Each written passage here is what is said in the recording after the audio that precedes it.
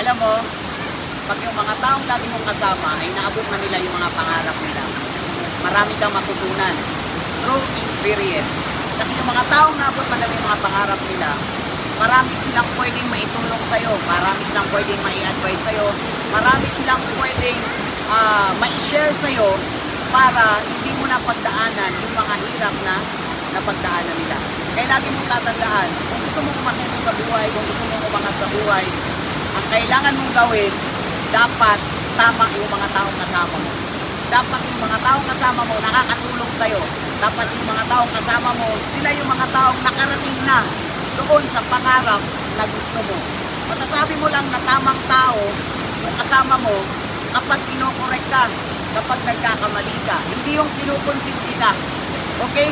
Kasi maraming ganon na gustong magiging successful pero hindi narating yung success. Kasi bakit?